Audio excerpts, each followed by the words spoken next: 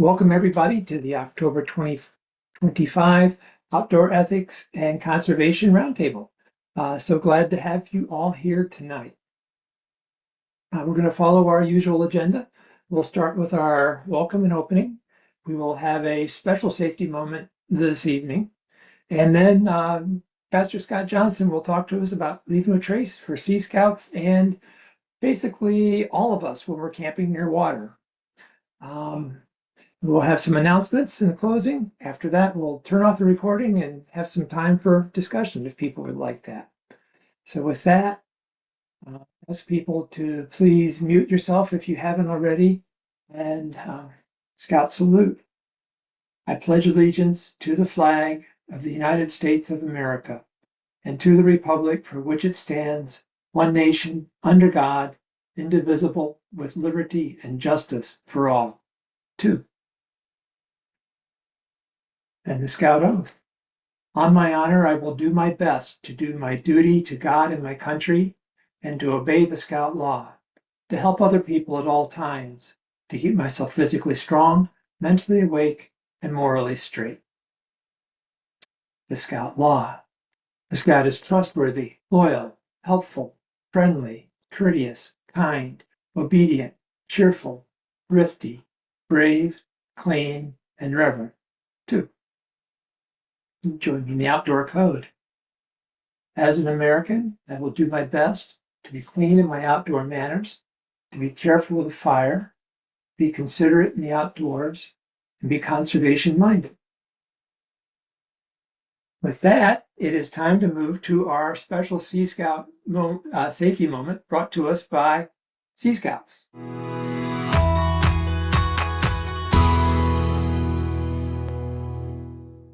For your life jacket to work, you first must have the right type and make sure it fits correctly. There are many different styles and types of life jackets. Remember, when purchasing life jackets, the lower the number, the better the life jacket. There are 4 different types. Always check the tag to make sure the life jacket is a Coast Guard approved personal flotation device. After you've selected the correct type of life jacket for your event, make sure it fits correctly. Be sure all straps and buckles are snug and secure. If you can't make your life jacket fit snugly, then it's too big. If you can't comfortably put it on and fasten it, the life jacket is too small. Another way to make sure you have the correct size is to try and lift the life jacket off your buddy by the shoulder straps. If you can raise it upwards more than a few inches, try on a smaller size. Remember to always have your life jacket on before you set foot on any dock or boat. After all, we float much better when we're wearing our life jackets. These safety moments are brought to you by Sea Scouts, part of Boy Scouts of America.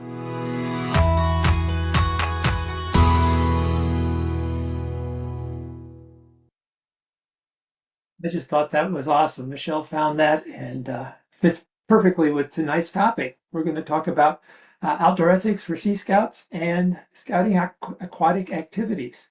Our speaker tonight is Pastor Scott Johnson from the Shenandoah Council.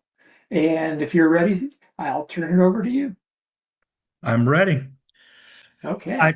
My name is Scott Johnston. A lot of people know me by Pastor Scott Johnston. I often use the Pastor Scott Johnston when Scott Anderson is in the room so we can distinguish between Scotts. Let me tell you a little bit about me. In my younger days, many moons ago, I went to Salisbury State University on the Eastern Shore. I did a lot of fishing in between classroom studies in the Wacomico River down there in the Chesapeake Bay. I stayed down at the Eastern Shore, Ocean City, for a few more years, and then I got a job at Boat US, and I spent the next 10 years working for Boat US, which I'm now a member. Well, actually, I've been a member of Boat US for a while. So I'm going to bring forward a lot of these slides, and Michelle is going to help me out too. She did the same thing to help me out when we were down at the National Outdoor Conference. And I want to thank her publicly to you all for the help. She's very knowledgeable in this particular area. Today's PowerPoint is a combination of a couple things. It includes a lot of the subject matter that is in the Sea Scout guide, as well as the manual that was just put on our website, which is the Outdoor Ethics and Sea Scouts guide for recreational or aquatic impacts. Plus, it contains a lot of the subject matter that we had on the board to include for a wider view of onshore and open water scouting impacts. I will have to tell you that the PowerPoint framing is from the conference. It it was just easier to keep it on there for this particular PowerPoint. Anyway, let's start with the PowerPoint slide presentation and talk about a few things here, and then I'll pass the slides per projection comments off to Michelle. Anyway, outdoor ethics and Sea Scouts and aquatic scouting activities, meaning minimizing your impacts. Next. The goal of this session is to highlight how outdoor ethics plays in a significant role in the aquatics world of scouting, which involves impacts to seas, lakes, rivers, canals, and tide pools, as it does with impacts to our parks, front country, back country, wilderness, and pristine areas. The major focus here will be to build upon the subject matter of what I just mentioned, outdoor ethics and the Sea Scouting Guide to Minimizing Your Impact, the Sea Scout Manual, and the Aquatics Merit Badges. We really dove into the Leave No Trace area, their website, and all the resources they had on subjects like the merit badges of swimming, canoeing, kayaking, small boat sailing, motor boating, and scuba diving, water sports, and life saving. I mention this because some of these, well, when we get into the principles of Leave No Trace in the aquatics world, you're going to notice that really some of these bullet points under each principle are packed with information. That's not what it looks like in the Outdoor Ethics and Sea Scouts Guide, because a lot of the information that we pulled over from the Sea Scout manual we put into this particular slide presentation.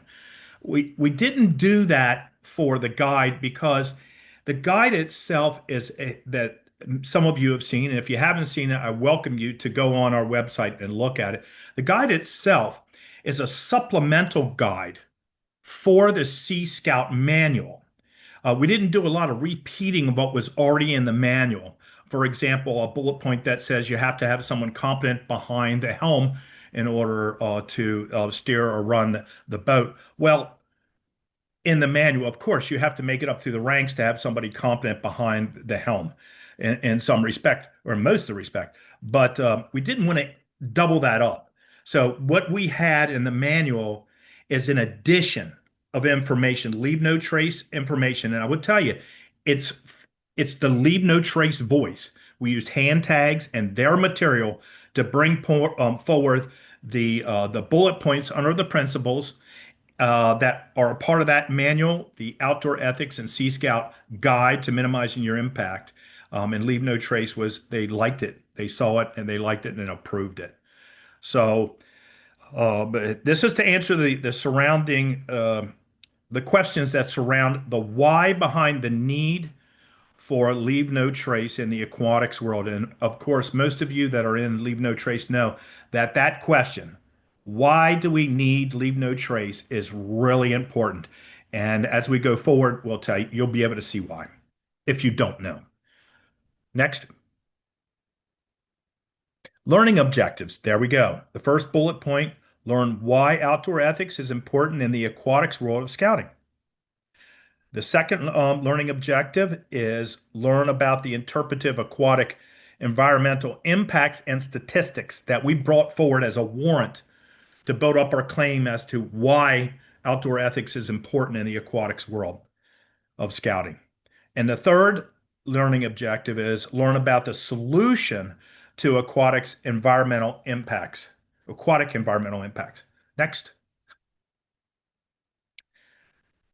The aquatic environmental impact refers to the negative effects on or near water bodies and aquatic life, primarily caused by human impacts like pollution, habitat destruction, geological, social, and soil damage. And that's not an all-inclusive list.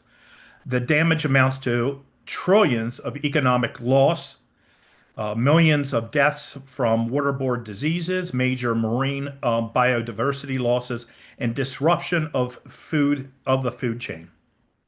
Go ahead. Next. All right. Learn why outdoor ethics is important in the aquatics world of scouting. Scouts make impacts, and they do so in around the shoreline and, of course, out in the water.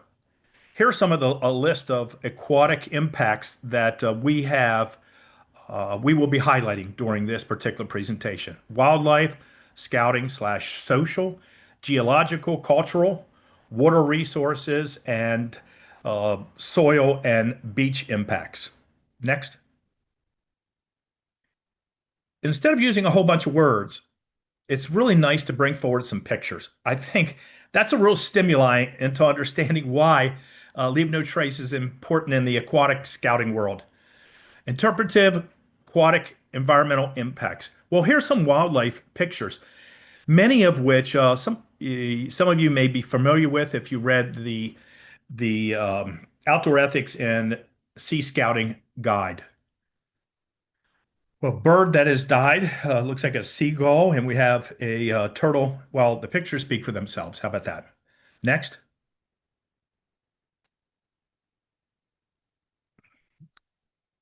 Scouting and social problems, and I have to back this up.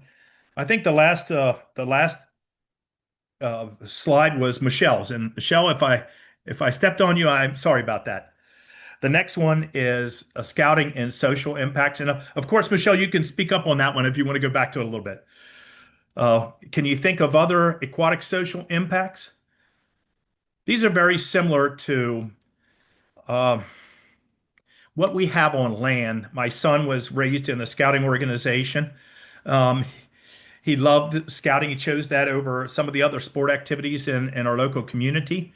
And he went off to college, called me up one day, and he said, I am the chairman of the outdoor club at the University of Maryland in Baltimore County. And I said, I'm proud of you. I really am. He says, yes, me and my roommates joined the club. They put me in his chair, and I recruited 8 people to go hiking tomorrow. I know my son, so don't take any offense to this. We joke around a lot. I hung up the phone. A minute later, he calls me back and he goes, did we get disconnected? And I said, well, tell me, are you all going to hit the trail at the same time with 80 people? And he went, oh, wait. And he hung up on me. And then he called me back again and he said, I talked to my friends. We're going to divide the group up into smaller groups and hit the trail at different points. Thank you, Ryan. I love you again. So there is a problem on land with scouting and social impacts as well as out in the water. This picture to the left, a friend of mine took before he died of cancer last year. Those were scouts and kayaks. And there happened to be some older folks that were walking down the trail where he was and taking the picture. And they liked what they saw. That the scouts loved the water, but it really took up a majority of the beauty of the picture that they were looking at. Their view, the water and the beautiful trees and the noise. They walked on by. They just didn't feel like standing there and nature being blocked by their blocking their view. Next, Michelle, this is yours. Okay. All right. So the geological, we don't often think about the geology of a riverbed, a stream bed, a lake, the ocean as being fragile.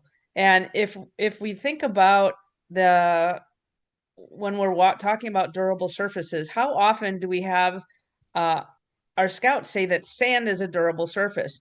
The sand grain itself is a durable surface, but the beach and the sand and the geology that makes up those riverbeds and those stream beds, the lake bottoms and the ocean are often not durable surfaces. They are easily broken and fragile. If you gun your boat when you're taking it off, we've had this happen near boat ramps quite frequently in the rivers.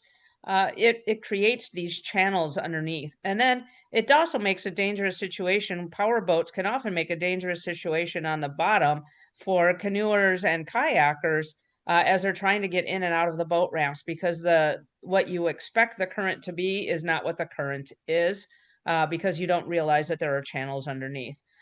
So we need to really think about what is wake speeds, what are idle speeds, how are the docks in there? Should we be stepping on an ocean floor when we're scuba diving? The answer to that is no. So we have to think about the geology and the impact of the geology on a much more fragile surface than what we're used to thinking of it as being. And so we want to make sure that we're not doing damage to habitats, that we're not touching or disturbing coral reefs, that we're not in tide pools stomping around and disrupting the small creatures that live there. We're not stepping all over the clams and the small worms in the beachfront. So we need to look at the geology of those fronts a little bit differently, of those low water lines a little bit differently, and looking at them similarly as we do the biotic soils, that they are fragile environments that we need to look at impacts for. Next, and back to Scott. Cultural. Yes, there are artifacts in some areas of the ocean and even some artifacts in the river. The Potomac River still has artifacts from Civil War where I live, Sharpsburg, Antietam battlefield area. And they're often these particular artifacts are taken out of the water and taken for good. I know at our camp we have some artifact. We had artifacts in a river, a little creek called Plum Run, and I did my best to inform scouts when I was working in that area to leave the artifacts, which happened to be, um, they were little dinosaur rock implants uh, um, that were there for a long, long period of time. But I hear now that there aren't any there. Also, if a lot of people don't know, I would have to tell you, the picture to the right was taken by another friend of mine. He goes down often to visit his grandmother and grandfather down in North Carolina, and he hoards all of the shark teeth, all of them. This isn't the only picture. I've tried my best to convince him and why, and I think I finally got to him to shouldn't we leave some or perhaps talk to a collector that can display these particular shark teeth to other individuals like scout units or maybe have them in the local museum to indicate what was found in that particular area. At one particular time, these shark teeth were used for ceremonial purposes, tools, weapons, ornamental artifacts too, as well as like something that a lot of people don't know, which is wampum, a particular shell that was harvested by Indians up in the Maine, New England area for a currency before the English settlers came in and then made a business out of them, and the value of those particular trade shells diminished. I bet you we could learn, think about some other type of cultural artifacts that are underneath the water surface. We should leave what we find. I believe it preserves these particular items and more for good reasons. Next. Water resources. Yes. Okay. Michelle, if you can, I know you're going to talk on this a little bit later, but you may, if you want to, step in and talk about the zebra mussel causing a problem where you live. I have to say what I told Michelle today is that when I think about a- aquatic scouting impacts in the aquatic area, I think about the East Coast, West Coast, and the South Coast around Florida, the Gulf Coast area, and how our water resources and are impacted in those areas. I never think about the middle of the United States, but Michelle has shared a lot of information on where she lives and how information on aquatics and impact problems in her area. And she'll be sharing that with you during this presentation. So we have some problems, some invasives. We have the Japanese sea squirt, the V-Dex, I think they call it, or they call it also the sea vomit. And here's an infamous garbage dumping picture that was displayed on not only the local TV, but national TV. I believe it's a video on YouTube as well. But we picked it up and put it on here. It's a wonderful center console fishing boat with three wonderful strong motors on the back. These fellas on here were having a great time, and actually too much of a great time. Filled up their trash can and just used the ocean to dump all their garbage in. I don't know if you can see that picture well, but that's exactly what that one individual is doing. So we have a takeover of invasive. In my area, Potomac River, there are often spots where the National Park Service will make individuals wash off their boat before they take their boat from one part of the Potomac River to another or even a lake. And I know that there in the Florida area, there's also the same type of regulations and efforts to cut back on invasive water species being transferred from one water area to another. Next, Michelle, it's all yours. Okay. So we just also wanted to touch on the other extremely sensitive areas right around the nearshore areas, the tide pools, again, the riparian areas. Here's where sand becomes really sensitive because of where the grasses grow is very, very fragile. And so if you think about where people are walking on that, if they come across, we want to make sure that we're watching that damage. And then of course, beach fires. There's always some argument. How do you build a beach fire? Where should you build a beach fire? Again, we're so used to looking at soils. Oh, we have to put something in. We've got 6 inches of biotics, et cetera, et cetera. But it's unsightly to go look at a beach fire, right? It does leave a burn scar. So what do we do with it? So we want to think carefully about and change our mindset about what is the fragility of our beach and waterways. It is not as durable as we have always anticipated it being. And so to minimize our impacts, we also have to change our way of thinking. Tide pools are extremely sensitive. Riparian areas are extremely sensitive. And those areas are also disappearing, especially as our storms get larger. They're highly erosive, and so as storms come in and out, as people come in and out, as boat traffic comes in and out, all of those are creating impacts. And so, thinking about that in a different way will help us learn as scouts how to minimize those impacts and how to protect those sensitive areas. Next. I mentioned earlier about interpretive aquatic environmental statistics. I'm going to bring a few out here. I'm just going to highlight them. I'm not going to read every sentence. So, this is what I believe is important information to back up the claim that there are impacts out there, and it's important for us to help guide our scouts towards the area of behavioral change when they're involved with the aquatic world. So, what are aquatic environmental statistics? Well, aquatic environmental statistics quantify the harmful effects of human activities on bodies of water. And current aquatic environmental statistics show that marine plastic pollution consists of 5.25 trillion pieces and 269 tons, rounded off, floating in the ocean, impacting over 267 marine species. Next. Here is some safety related statistics, and you'll probably find more statistics out there. I just grabbed a few to help us understand the importance of this particular subject. The United States Coast Guard issued a press release in early 2024 detailing 2023 boating statistics.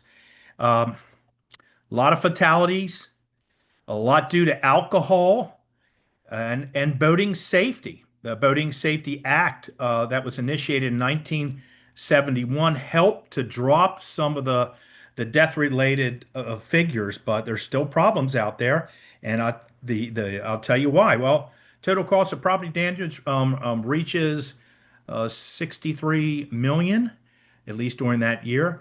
Primary contribution in accidents were operator in attention, improper lookout, operating inexperience, excessive speed, and machinery failure. But in the bottom, I think this is the most important area. That's why I highlighted it and underlined it. The press release concluded that deaths occurring in 2023 predominantly occurred where the operator wasn't properly trained and where operator or passengers weren't properly equipped. Where can we start? Where can we take this? Well, we can sure inform our scouts to plan ahead and prepare when it comes to water activities and Sea Scout areas. Next, current statistics on aquatic invasive species indicate significant environmental impacts. Aquatic invasive species not only cause economic loss, that was mentioned before, but they also disrupt and contribute to biodiversity loss. Estimated to suggest that invasive species are responsible for up to 70% of native aquatic species extinction. That's big time. That is. Global and economic impacts are estimated in the hundreds of billions of dollars. Experts estimate that 70% of recent extinctions are caused by invasive species, the EPA 2024. These are pretty good up-to-date statistics. And it goes on and on. Leave what you find is an important principle in the aquatic world. Next. Here's a good one. Considering I'm a fisherman, this one affected me tremendously. I thought this was very significant. In New England, poisoning from lead weights and jigs is the greatest source of loon mortality, accounting for 50% of the adult deaths. Likewise in Canada.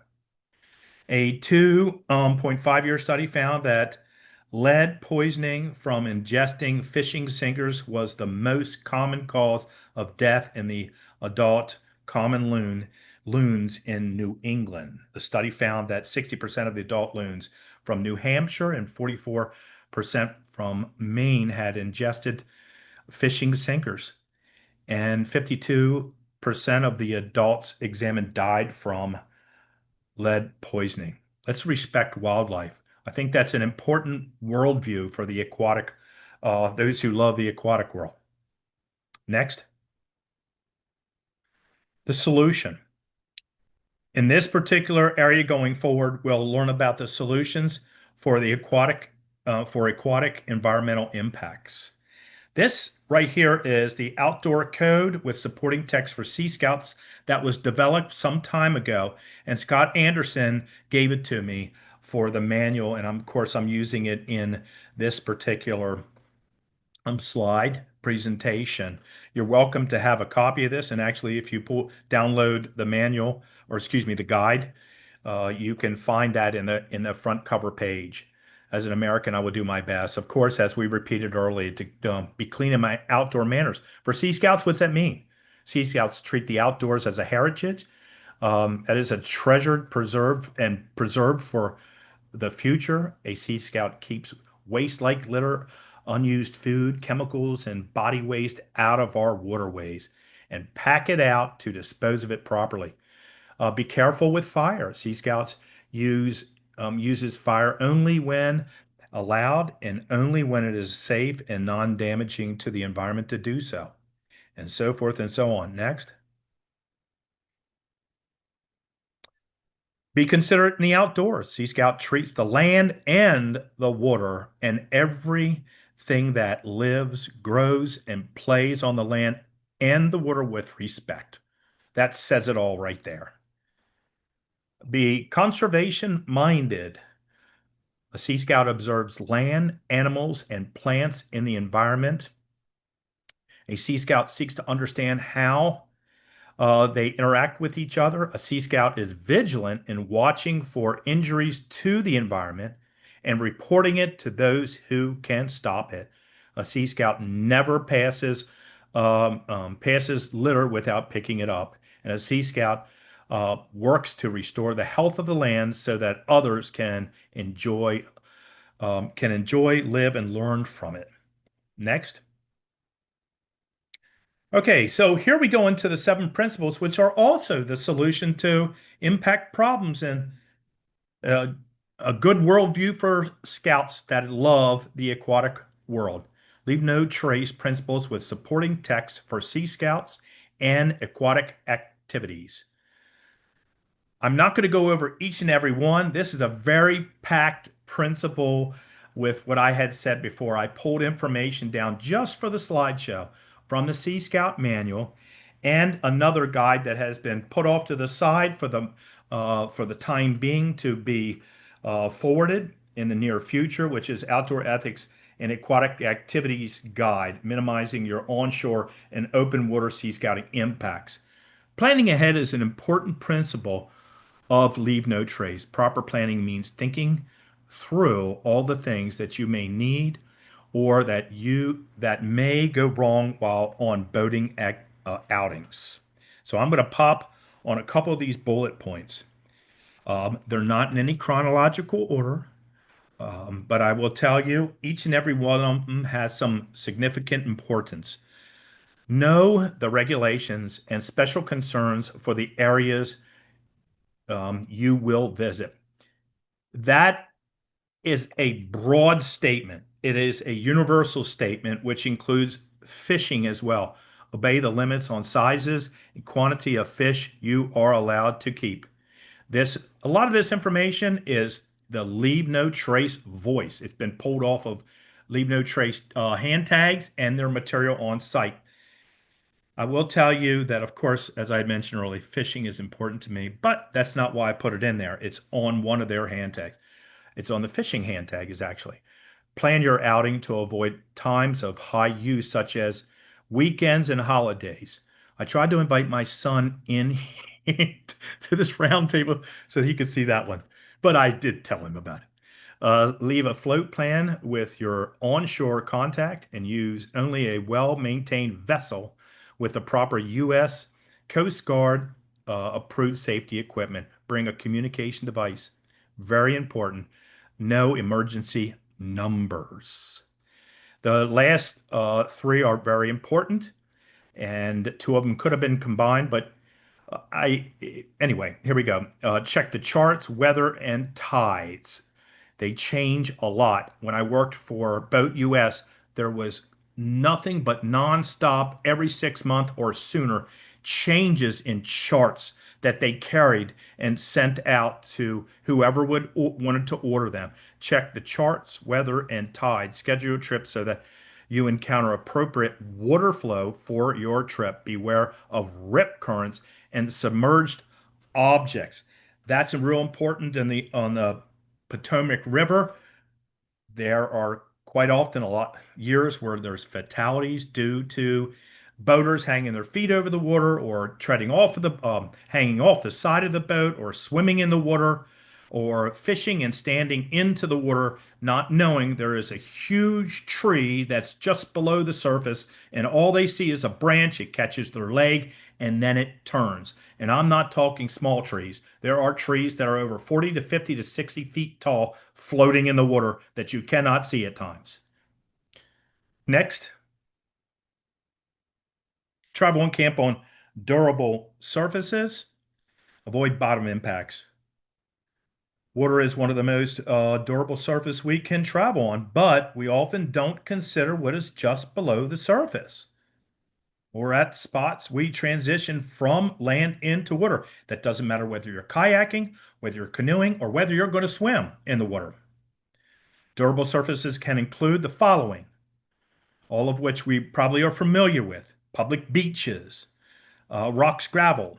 Protect, as Michelle talked about when talking about beach soil, the geological area, protect riparian area, walk around them if need be.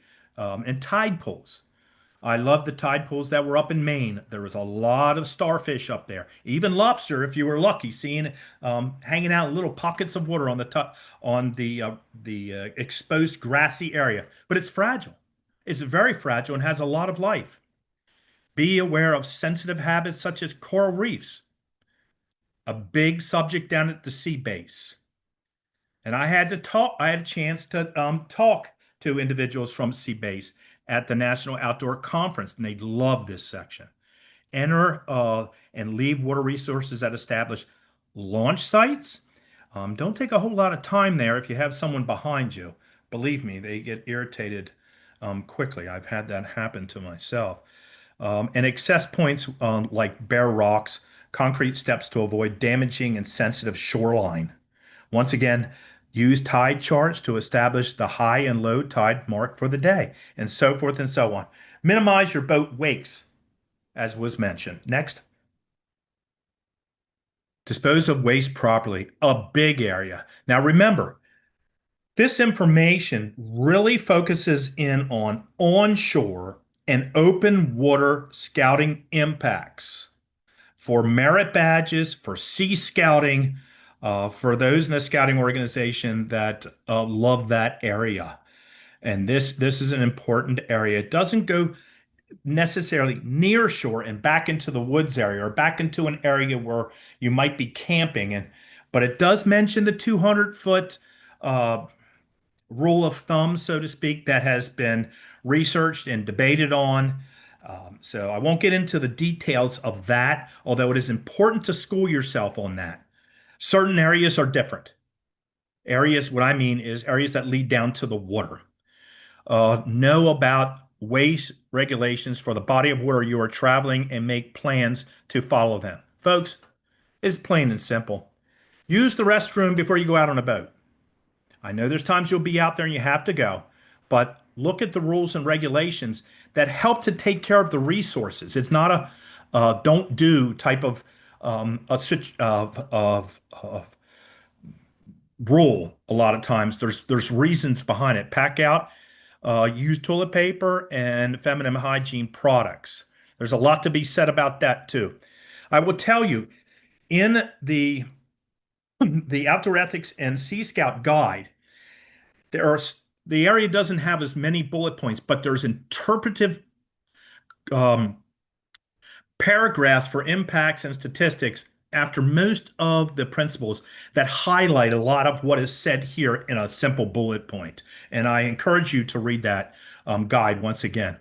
In low volumes of water resources, scatter liquid waste on land, excuse me, in low volume water resources, scatter liquid waste on land 200 feet from the water. Check and follow local regulations. And I tell you, if you want to know more about this, there's a fellow that most of you know that can really dive deep into the science behind this 200, Dr. Jeff Marion. Repackage food to minimize waste. That is also important on land too. Pack out all trash and food. Pack out, here's an interesting area. Check local regulations before disposing of fish entrails, crustaceans, carcasses, and shells into the water. Pack out all fishing line waste. And most of you know some of the games that we have that people have to guess how long it takes monofilament line to decompose. It's a long time. It's a very long time. At our camps where we have waste, I built some of those candy cane shaped PVC piping that fishermen, when they've got wasted line, rather than throwing it down the ground, they can dispose of it in these particular disposable cones. And there's a screw knob at the bottom to open it up and get the waste out when it's time. I will tell you, Boat US has free stickers if you want to make those particular cones, those dispensers. You can order those stickers, make the cones, and stick them on the side. They got them in English and in Spanish language. That's Boat US. Next. Michelle, this is yours. Yep. So leave what you find. Again, some of it is obvious. We don't want to be picking up shells and taking all of those things home and digging up fossils and taking those home and disturbing corals and things like that. So those parts don't really change from our land based leave what you find to our water based leave what you find. But one of the things that I want to focus on, and a couple people have put in the comments too, when we're talking about the aquatic invasives, how important it is to scrub down and clean out your boats, your fishing poles, your shoes, anything that goes from a body of water that is known to have an invasive to another body of water. We have to take time and really scrub down what that's about and try to prevent those spread of the invasives any further. So right now in South Dakota, we have the Missouri River. Our camp is on the Missouri River, and I have a scout that's working with our state fisheries on identifying zebra mussels in our bodies of water and identifying ways to see just how deep it is. Now, he also happens to be a scuba diver, and he went down with the state's permission. He went down into the Missouri River, and for those that don't know, the Missouri River is actually not a very friendly river. It can range anywhere from just a couple feet deep to over 130 feet deep in spots, and there's no rhyme or reason to the where. So you can be walking along. It's one of the reasons why the Missouri River is not a swimming or a tubing river, because of its danger. They always assumed that zebra mussels lived within the sun zone, and so just a couple feet down. And we now have evidence that in the Missouri River up here, that the zebra mussels can be 30 or 40 feet down, and they stack on top of each other. So it's like having a little mini coral or a little mini zebra mussel reef right off our docks in the lake, in the Missouri River. And so the research that he's been doing for the last couple of years is now being published by the state on how to prevent zebra mussel movement. As a couple people pointed out, if you're out west, you have to stop at the Wyoming border, at the Idaho border, at the Washington border, at the Oregon border. If you are carrying a boat, you have to stop and have it inspected, including things like kayaks. And they have to have a sticker that says what was the last body of water you were in, what was the cleaning method that you used. They're doing that to protect the waterways. So many waterways are sensitive. Like one of the other slides in the statistics said, we're looking at a 70% reduction in natural species due to invasive species. And none of our waterways can afford that. So just by taking simple steps, we know about boats, fishing gear is just as important. One of the steps that we can take as scouts to prevent that is to just have a bucket with some bleach water. And if you're taking your fishing gear from one pond to another pond, just wipe it down. And that takes care of the problem. Your water shoes from one pond to another pond, wipe them down. Similarly, we do it with bats in caves, right? We wash our boots before we go from one to the other. So we have, again, just changing that mindset to think about what are we transporting from one waterway to another waterway, and how can we prevent that? So think about those in our invasive species. Again, lionfish in the ocean. We have the trefoil in the water, the aquatic plants. We have the zebra mussels. So all of those are really important to leave where they are and not move to a new waterway. Next. I get this one too. Campfire Yes. impacts. I love campfires. I am as big of a campfire person as the next person. But we have to think about, one, is it necessary? Two, how are we going to prevent impacts and damage? And then what should we be using? So if we're not moving firewood from one thing to another, from one place to another place, what are we going to use on a beach for firewood? Well, a lot of people use driftwood. It's been floating around. It comes up on shore. It gets kind of dry after a while. But what should we use? Well, first of all, we want to avoid some of the lumber that washes up on shore. So if you have a painted, a laminated, or a creosote treated piece of lumber, that is not what we want to use in a campfire. That we're going to leave. Just like other places, we want to use small pieces of driftwood, not the very large ones, because the large pieces of driftwood actually help maintain and stabilize a riparian area. So we want to make sure that we leave those large pieces alone and just find some smaller pieces, and we're going to make the size fire that we need to make. Bonfires are cool, but is it necessary, right? If you are going to make a bonfire, can you do a mound fire? Or one of the other suggestions is to actually dig a small pit and put a fire in that so that it can get buried. I'm not as thrilled about that because, again, the tides come in and out, and can take some of that stuff back into those sensitive areas like tide pools. The other problem is with beach erosion and stuff, what you thought you buried is suddenly not buried anymore. And just like a campsite is found not made.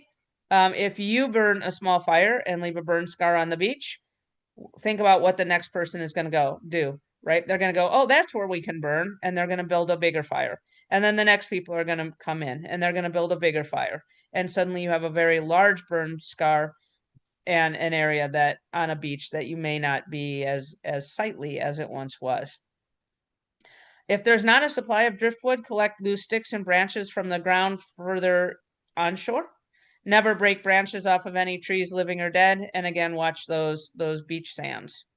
Don't bring firewood in from other areas as they can spread the plant diseases, or only purchase and use firewood from a local gas station, or if you go into the little town that's usually close by several beaches, can you get some firewood from there? Okay, next. And of course, respect wildlife. Sharks don't like to be pet. And ask yourself, is it really a wise thing to go bother a shark? Probably not. Again, most marine mammals and a lot of marine animals are protected. Sea turtles are protected. You can't disrupt their nesting sites. You can't go harass them or touch them. Manatees are protected. You can't go bother them, right? They can come up under you, but don't go hunting them down to go play with them. Excuse me, I got to cough a second. So think about the animals that you are going to be seeing while you're there. I probably wouldn't go up and talk to an alligator either if I was in the Florida Everglades. So think about what animals are around and what are you going to do to respect their privacy. We're going into their homes. So think about that carefully. Watch those migratory patterns and sensitive times. Nesting times are hugely sensitive for so many water birds. Here in South Dakota, we have a plover that is endangered. And so we can no longer camp on the sandbars in the Missouri River because during the sensitive times, they build ground nests right on the edge of the sandbar. And so if we're out partying or going and launching all of our 32 kayaks or canoes from a scout event, we are damaging those nesting sites.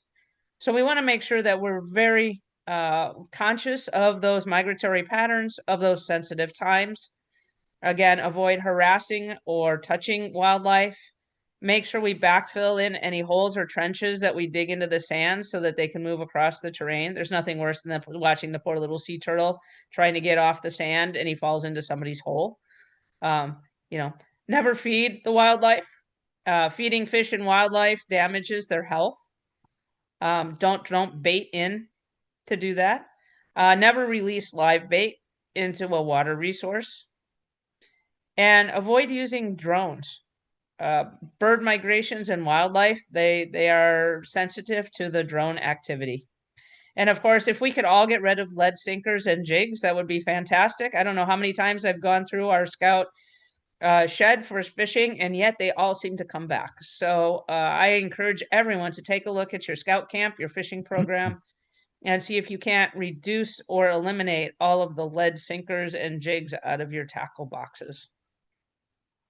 Next. I'll hand it back to you, Scott. Okay. The seventh principle, be considerate of others. Be courteous and respectful to others as you should be. And it's a part of being a scout, courteous, kind. That includes a different type of people group when it comes to our water world, so to speak. Anglers, swimmers, skiers, boaters, and divers. Be aware of your speed and the proximity to others, including your boat wake, as has been mentioned before.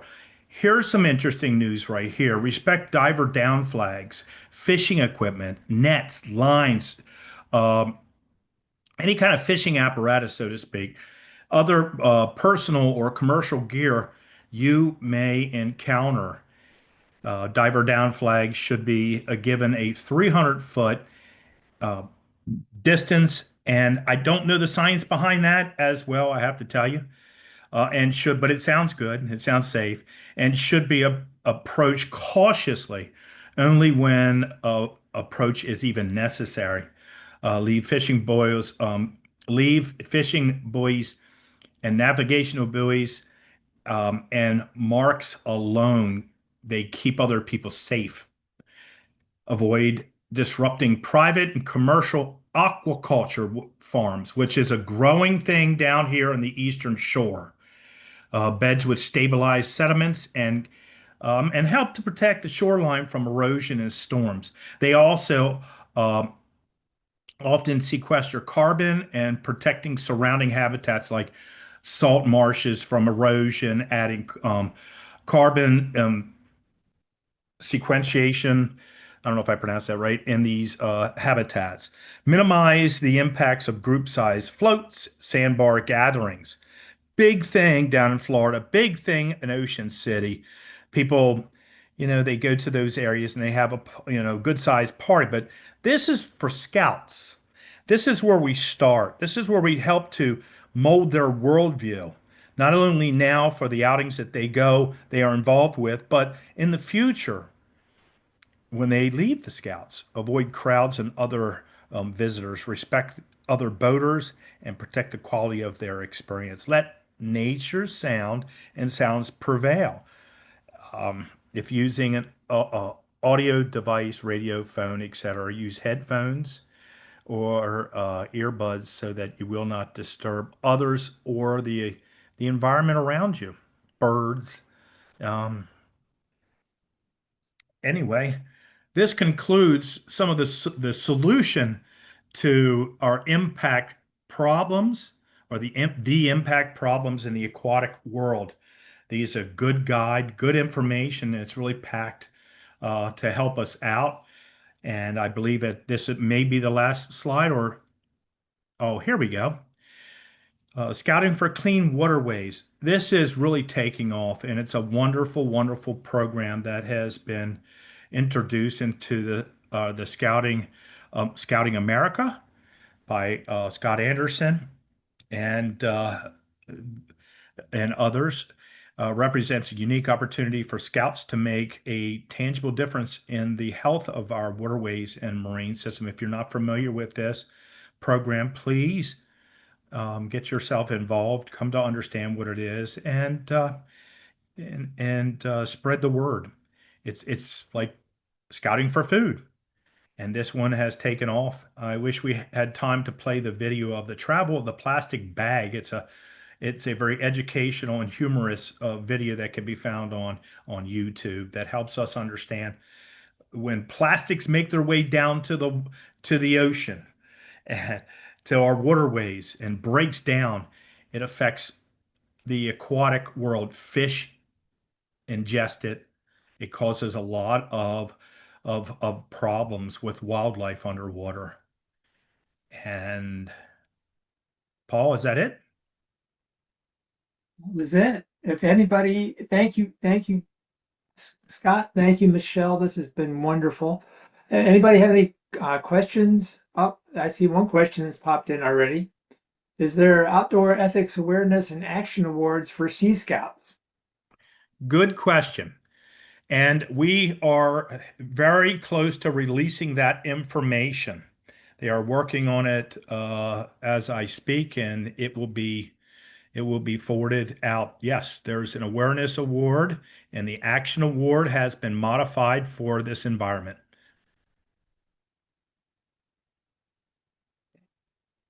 Anybody else have any One thing that questions? I was going to say, Paul, Oh, one thing that we found that there was some question about, but in one of the requirements, if you have a Sea Scout unit, in the 2025 manual, there is an outdoor ethics guide position.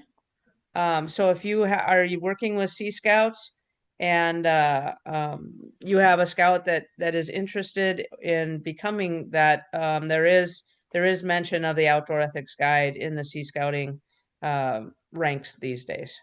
Yeah, it's a specialist position, and that Yep. specialist can take on a couple different uh, positions within the sea scouting world. They can take on that position. It's a specialist position. Yep.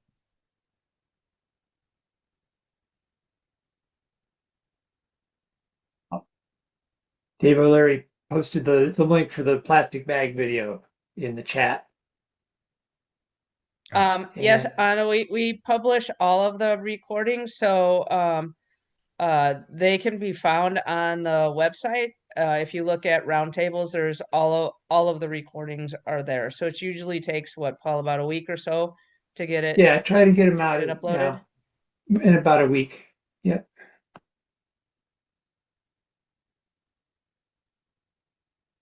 Okay.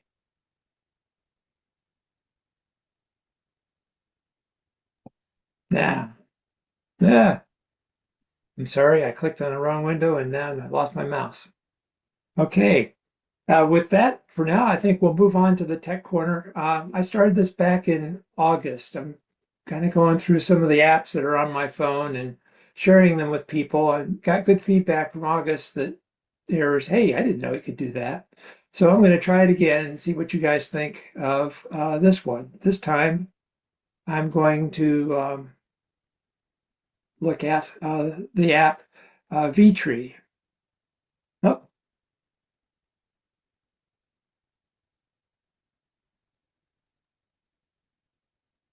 VTree is one of the conservation apps that I keep on my iPhone. It's by Virginia Tech, but it's not just for Virginia. VTree is basically a compilation of the information that Virginia Tech has been posting online for years and years for trees and other woody plants. It's got information on trees across the entire continental United States. And one of the benefits of using it in the app is it's where you are and it actually uses your location. So when you start to use it, one of the first things you want to do is make sure it's got your location. So I clicked obtain location, location from GPS. Yep, that's where I am. That looks good. So now I can start looking for trees. I just spotted this tree and I know it's an oak and it's out here. It's got tiny little acorns, but the leaves look different than any oak I'm familiar with. So let me search for that. Let's go and let's narrow it down for oaks, and I'll scroll down the oaks that are around me here. And let's see, can I find it? Can I find it? None of these leaves look right yet. Let's keep going. Oh, there it is. Willow oak. Okay, let's take a look at that. We click on that. And those look like the leaves. I didn't really look at the branches. Oh, those are the acorns I saw. That's what got my attention. Let's keep looking here. I didn't really look at the twigs. Yep, the trunk looks like that. And that, yep, that's the shape of the tree. So I think that's it. Let's make sure that it really is growing around me. And yep, there it is. It's my part of Virginia and it's absolutely growing here. So now I can look at the data sheet for it and read some more just to make sure. Yep, it all looks good. And the fruit's right. The acorns are right. The bark, the form. Yep, that's the tree. So that's one way you can use VTree to find it, what a tree is. But let's say that I'm going through here and I want to get some help. Let's go through a guided tour. Let's use the basic interview to do that. So it's going to ask me some questions. It's a broadleaf tree. Yeah, and it's got simple leaves, that's for sure. Okay, and let's see here. It's alternate leaves. Oh, narrowed it down to 83. Do I want to look again? Yeah, I think let's go to advanced and see if I can narrow it down more than 83. Okay, it's a tree. It's growing in typical normal woods here. It's a broadleaf. And I didn't see the flower, so I'm going to skip that question. Scrolling down here, it's got acorns, so that'll help there. It's a simple leaf, it's not a compound leaf. And it didn't have any lobes on the leaf, so I can select that. The edge was smooth, so I can select that. I'm down to 3 species already. Oh, it's a long and narrow leaf. Now it's got me down to 1 species. So at this point, I think I'm just going to skip the rest of the questions. And I'm going to get right to what it thinks my tree might be here. Oh, there it is. It's the willow oak. Okay, so that was a look at the basic functions of the app. One of the cool things is you've got access to a professor of dendrology. Ask Dr. Dendro. You can go in, put in your name, email, ask your question, attach your pictures, and submit it. And somebody at Virginia Tech will have an answer and get back to you. Another thing that you can do in this is you can actually download the pictures and the fact sheets. So a lot of times in the woods, you don't have a great cell signal. So if you download ahead of time, you can do that. You can do from GPS, or if you know you're going somewhere, you can put that location in and download that information while you have a cell signal, so you've got it when you don't. So that is VTree. I hope that's been useful to you, and thank you very much. Hey. Okay, everybody, and now it's time for announcements, that favorite part of every Scout meeting. So it's time to start advertising our 2026 Level 2 courses. Got several lined up already. These are great classes. Please invite people that you believe would be good candidates for this. If you haven't taken one, strongly recommend you do. I think most people who've taken it would easily say it's the most fun class they've had, and the most enjoyable 5 days class that you'll ever take. So encourage you to do that. Of course, we still do have our scholarships available, and also if you would like to help other people attend, donations to the scholarship are also welcome all the time as well. But anyway, there are scholarships to help offset the cost of the course for if that's what's making the difference for you being able to make it. We talked about Scouting for Clean Waterways already. The link's in here. The link's also in the chat, so you can find that there. And I would also just strongly encourage, please, I don't know, I try not to use the word beg, but I will. Please send in photos. I'm looking for photos from folks. I've gotten from a few people. You've seen some here, but I know there's great pictures out there, and let's share it. Let's get some excitement for what all of us are doing. We've got, over 50 people on the class here, and we've all been doing great stuff. Let's share it. Let's brag and enjoy each other's successes here. Finally, do look for your feedback. An email to roundtable@scouting-oec.org is always appreciated. Tell us what's good, what you didn't like so much. Tell us what you'd like to see. All that feedback is just wonderful because we're trying to make this the best roundtable we can for you, and we need to hear from you so that we're able to do that well. Finally, recordings are always going to be posted. As we said before, we'll try and get it posted within a week or so. And you can also catch past roundtables that you may have missed at the roundtable webpage. And now it's time to close off here with my closing thoughts. This is I got wild and crazy. If you notice, this is not from a Sand County Almanac, but it is all the Leopold, so we'll give it that, okay? Education, I fear, is learning to see one thing by going blind to another.